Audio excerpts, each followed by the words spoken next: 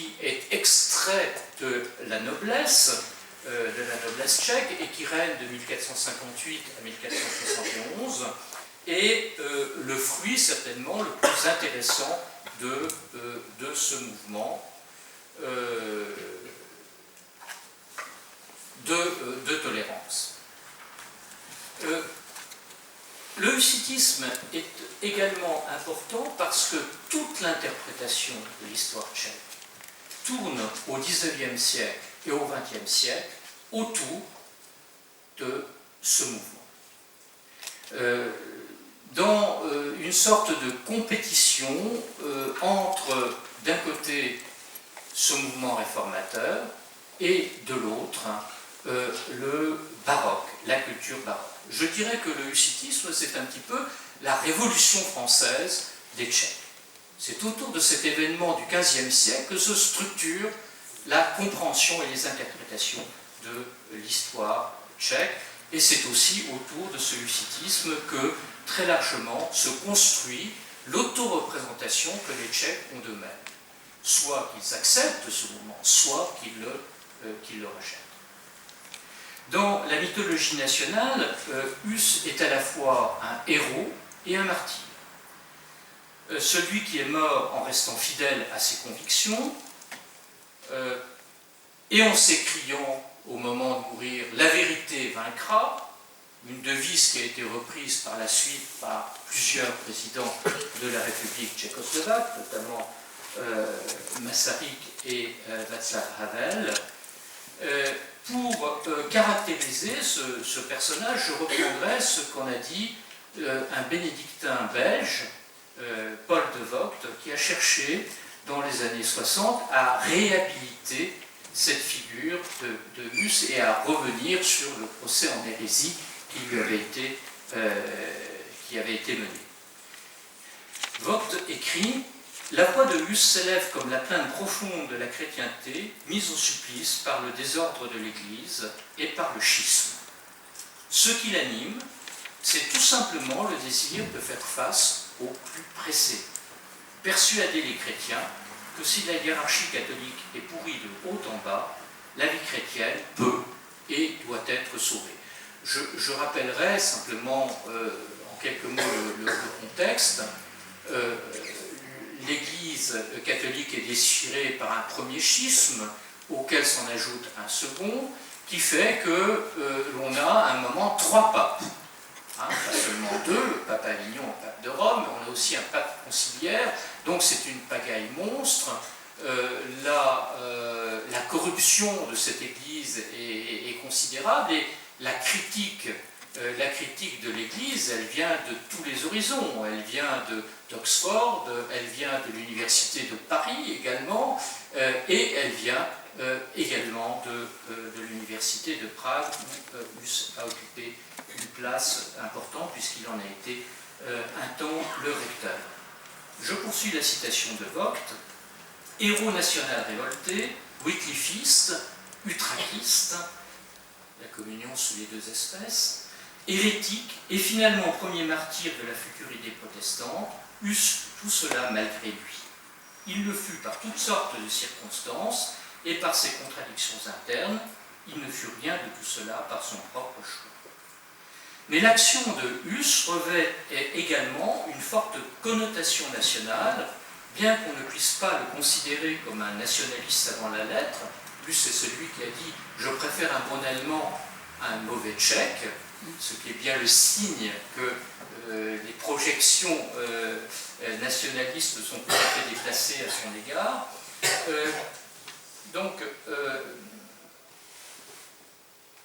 Il y a une mise à l'écart de la mémoire de Huss aussi qui va renforcer cette vision entre les XVIIe et les XIXe siècles qui est associée période qui est associée à une phase de décadence de la culture tchèque, les ténèbres, dont l'incarnation et le contre-feu construit autour du culte de Saint Jean Nepomucène. Donc là, on voit bien dans l'histoire tchèque, je vous parlais du hussitisme face au baroque, le baroque s'incarne dans la figure de Saint Jean Nepomucène qui a été construite par les jésuites. Il faut enfin rappeler que le culte de Hus a donné lieu à des affrontements symboliques importants au XXe siècle, sans parler de l'inauguration de ce monument. Ceux qui connaissent Prague forcément l'ont vu sur la place de la Vieille Ville, le monument qui a été inauguré en 1915, en pleine guerre, a éclaté en 1925 une crise entre la Tchécoslovaquie et le Saint-Siège à l'occasion des commémorations de Hus. Et une crise qui va durer jusqu'au début des années 30. Je dirais que l'instrumentalisation s'est poursuivie sous le régime communiste, puisque le régime communiste a utilisé Hus à la fois comme un instrument anticatholique, voire même comme un précurseur, du moins à travers un mouvement qui lui a succédé, un précurseur du communisme. Quatrième de nos 6 dates, le 28 octobre, qui fait référence au 28 octobre 1918, qui est l'équivalent du 14 juillet français. C'est la fête nationale principale depuis 1919 dans la première république tchécoslovaque. Nous avons déjà vu qu'elle a été suivie d'une éclipse pendant le protectorat entre 1939 et 1945 au profit du 28 septembre. Elle a été restaurée, bien sûr, le 28 octobre 1945, mais elle sera ensuite rapidement subvertie par les communistes de 1951 à 1975, qui en font l'anniversaire des nationalisations.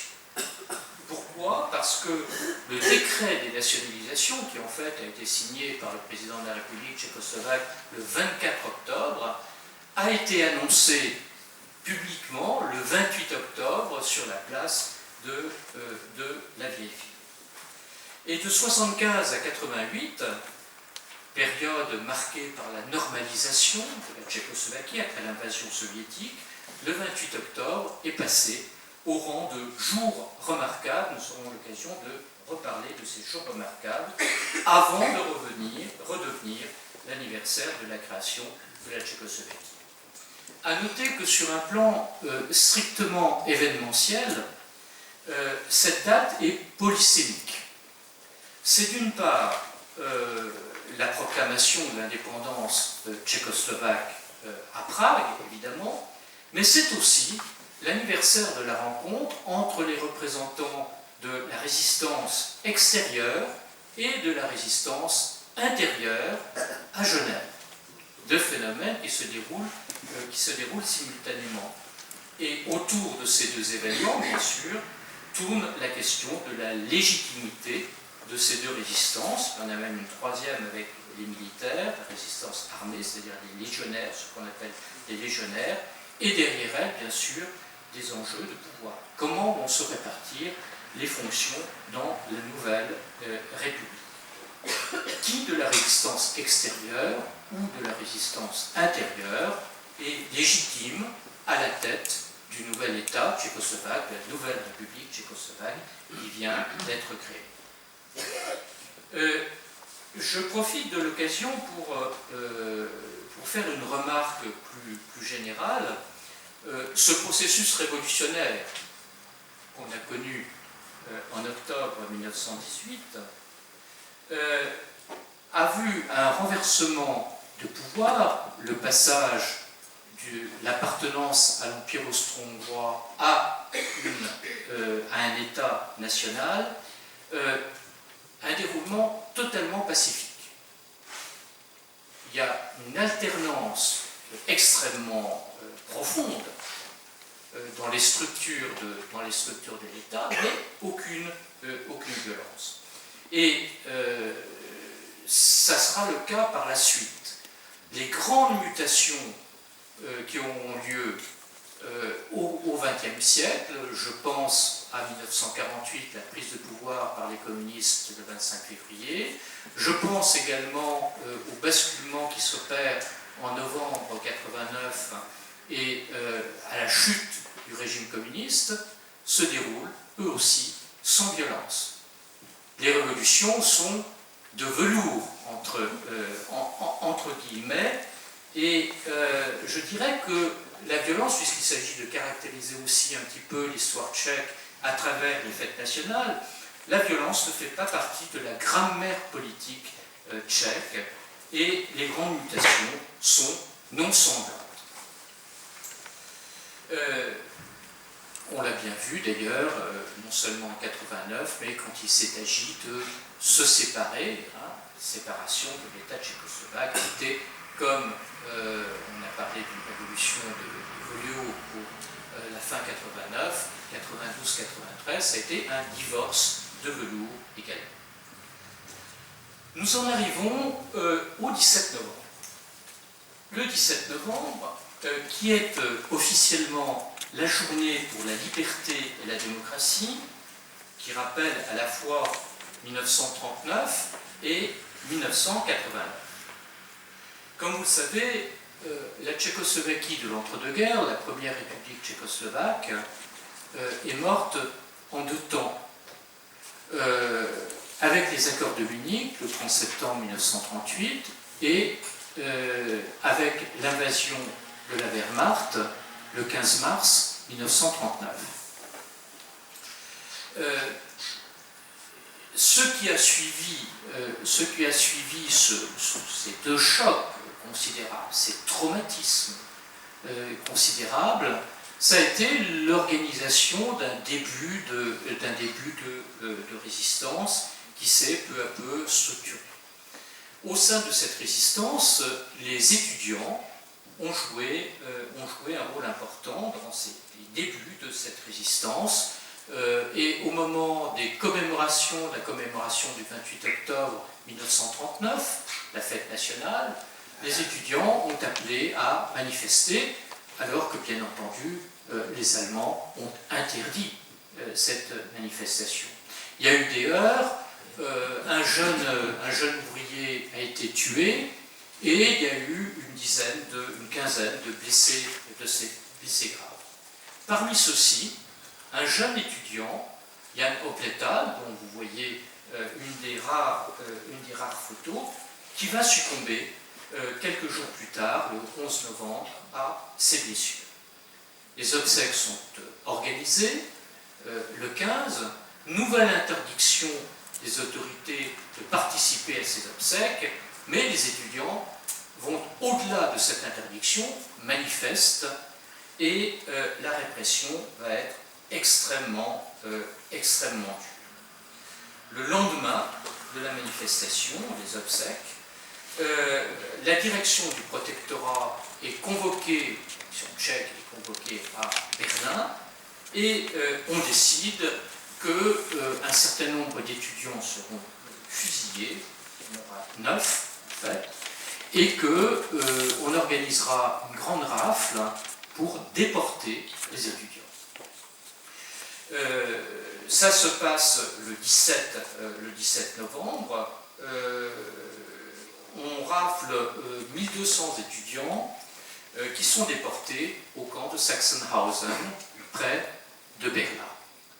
Et dans le même temps, les autorités du protectorat décident de fermer, pour une durée de 2 ans initialement, en fait ce sera pour toute la guerre, tous les établissements d'enseignement supérieur tchèques. Donc ça veut dire que pendant 6 ans, les Tchèques n'ont pas eu de formation. Cet événement en soi, bien sûr, est un choc. Les autorités tchèques du protectorat, gouvernement dirigé par Alois Eliáš, c'est quelque chose d'assez étonnant, qui est à la fois le chef du gouvernement de collaboration, mais qui est en même temps le chef de la résistance. La préoccupation des autorités tchèques, bien sûr, c'est de faire revenir ces étudiants. Ce sera le cas finalement. Certains d'entre eux seront tués, mourront dans ce camp de Sachsenhausen, mais l'événement surtout va être instrumentalisé par le gouvernement tchèque en exil. Il va avoir un écho considérable aux États-Unis, et dès 1941, le 17 novembre devient la journée internationale des étudiants. Hollywood va se saisir aussi de cet événement, comme il se saisira de l'assassinat de Heydrich en 1942. Voilà ce qui nous amène au deuxième 17 novembre historique. Je vois Jacques Lupnik qui serait bien plus compétent pour en parler que moi. Deuxième anniversaire du 17 novembre, celui de 1989, 50 ans plus tard. Comme vous le savez, la montée du mécontentement dans la Tchécoslovaquie communiste de la normalisation dans les années 80 ne cessait de monter. Des groupes de plus en plus nombreux. Il y avait la charte 77 qui a joué un rôle symbolique si important dans la résistance au régime communiste, mais beaucoup d'autres, les catholiques aussi, le VONS, le mouvement pour la liberté citoyenne. Donc il y a véritablement, Václav Havel est bien sûr l'icône de cette résistance au régime communiste pendant ces années. Il y a un mouvement dans la société qui monte de contestation. Mais en même temps, les Tchèques sont de nature très prudente, je dirais, dans leur histoire. Et je vous ai dit que la violence n'est pas dans leur grammaire politique. Il va falloir attendre la commémoration du 17 novembre 1989 pour que véritablement il y ait un soulèvement massif qui se produise. Je résume les choses très très brièvement. Que s'est-il passé? C'est une manifestation qui était plus importante que les manifestations des années précédentes, puisque c'était un cinquantenaire. Très vite, aux étudiants se sont ajoutés des lycéens dans cette manifestation, donc l'ampleur était très importante, et autour de cette manifestation, visiblement, il y a eu des calculs des différents acteurs.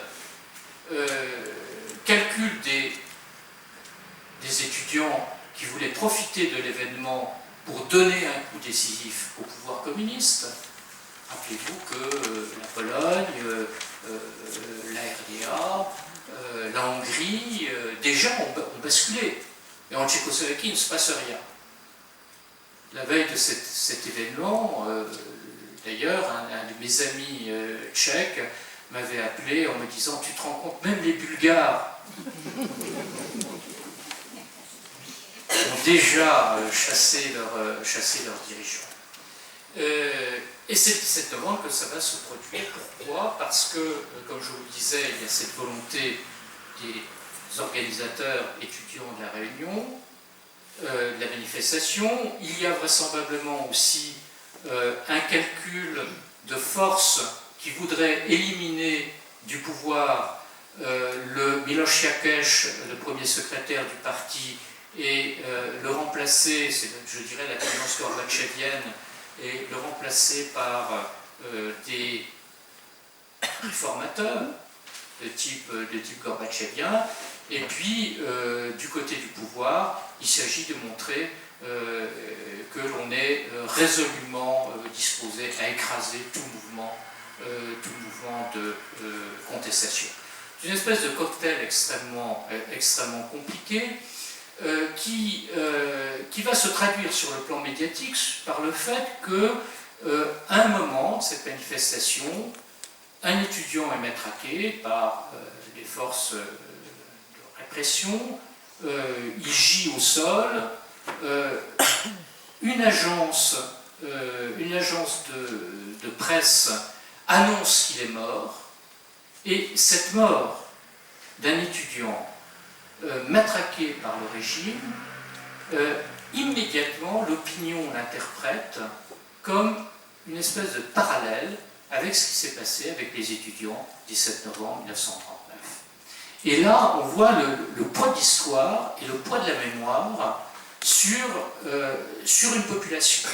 Et à partir de là, on va voir des centaines de milliers de Tchèques et de Pragois défiler dans la rue tous les jours. Il fait très froid en novembre, il y a même de la neige, avec des clés, secouant leurs clés et réclamant la liberté. Et en quelques semaines, le pouvoir communiste va se dissoudre de telle façon que Václav Havel, qui était en prison quelques mois plus tôt, qui avait été relâché pour des raisons de santé extrêmement graves, Václav Havel est élu président de la République en décembre, c'est-à-dire l'icône de la résistance, le fondateur de la charte de 77 qui arrive à la tête de l'État.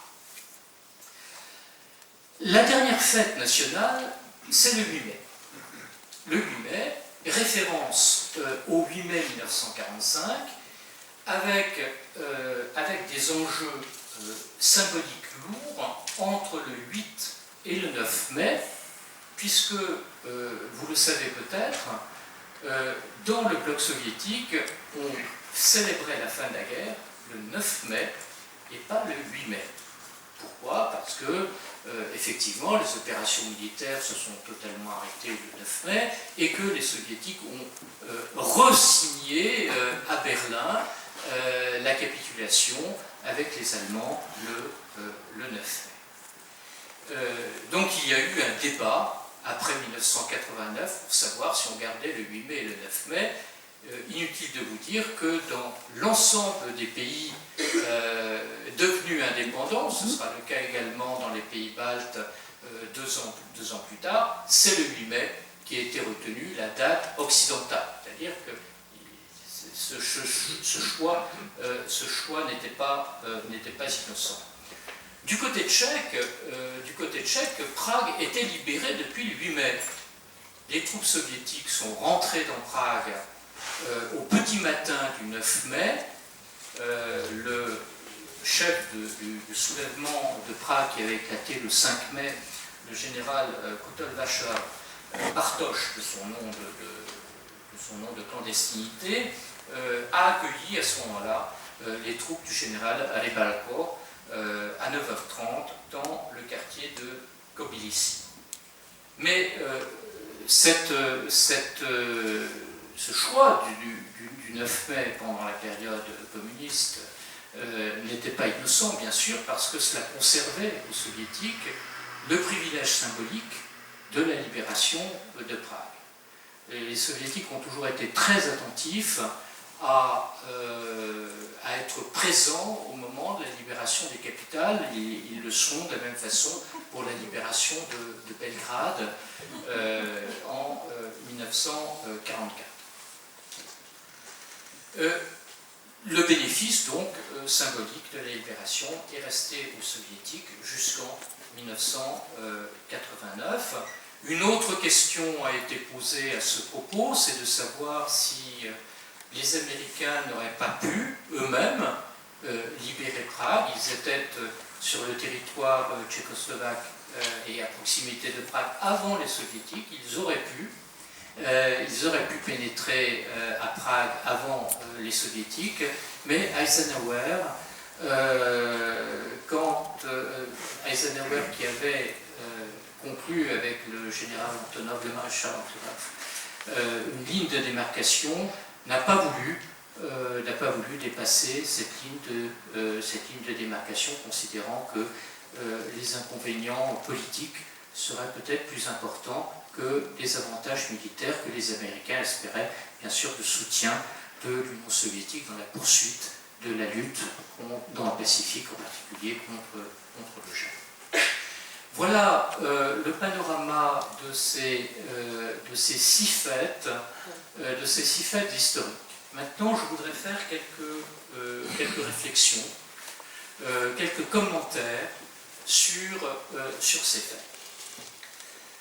Nous voyons que dans le cas tchèque, comme souvent dans ce que j'appelle l'Europe médiane, ce que d'autres appellent l'Europe centrale, la moitié des fêtes nationales sont consacrées à des temps très anciens, datant du Moyen-Âge.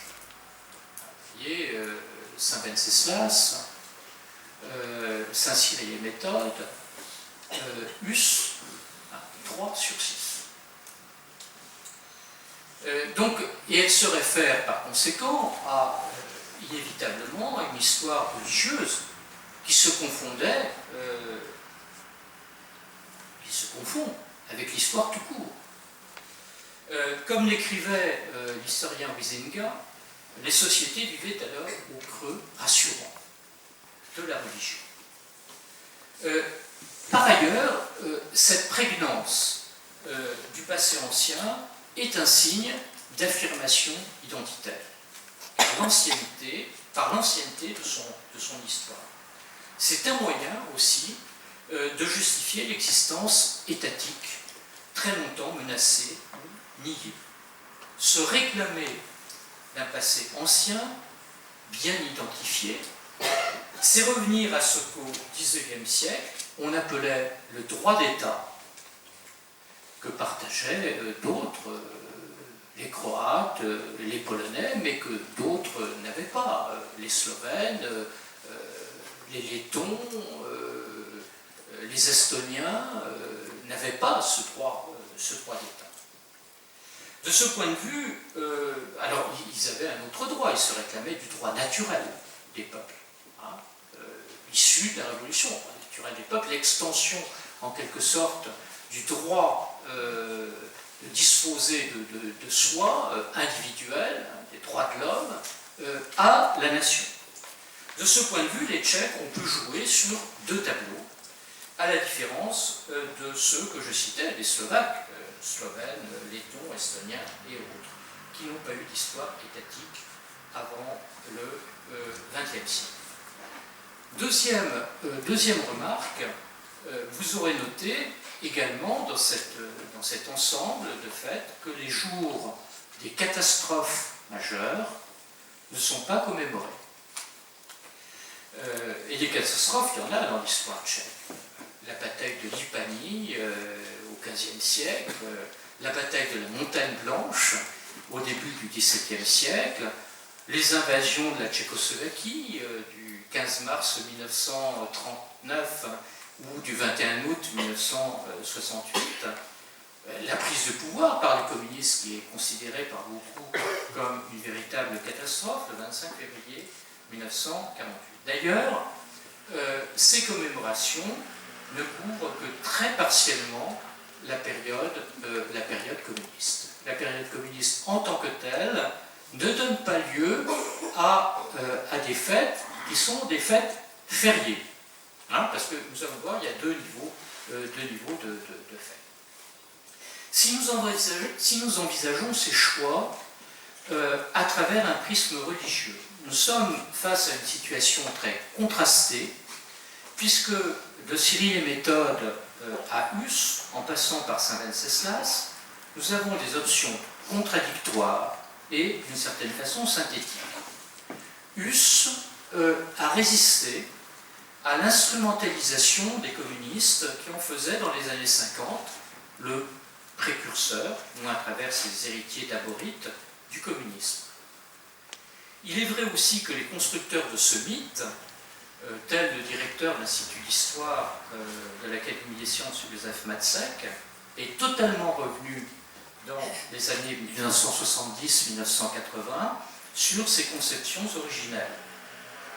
Dans le même sens, Wenceslas a perdu ses connotations systématiquement conservatrices et réactionnaires, tout comme le baroque a été réhabilité. On peut y voir la reconquête d'une certaine légitimité catholique dans l'histoire tchèque à la suite de la dégradation de l'image communiste et de la résistance incarnée par l'Église dans les années 1980. Mais dans ce nouveau syncrétisme, on n'est pas allé jusqu'à intégrer le fameux Saint Jean Népomucène dans le Panthéon national. Finalement, on aboutit à un consensus modéré. On n'est plus dans la lignée d'une histoire protestante qui commencerait avec Hus, qui se poursuivrait avec Komensky, Havlicek, Borowski, Palaski, Masaryk, qui prévalait sous la Première République. voire dans les années 1960, sous le régime communiste, pas plus qu'on est dans un enchaînement Révolution française, éveilleur, 1848, idéaux de gauche, qui tenaient à cœur à Bénèche, le successeur de Masaryk, et que les communistes ont aussi partiellement repris. On n'est pas non plus dans une filiation strictement catholique, qui irait de Cyril et Méthode, de Sainte Ludmilla, de Saint Wenceslas à la victoire catholique de la Montagne Blanche et au culte de Saint Jean Népomucène. On est plutôt dans une volonté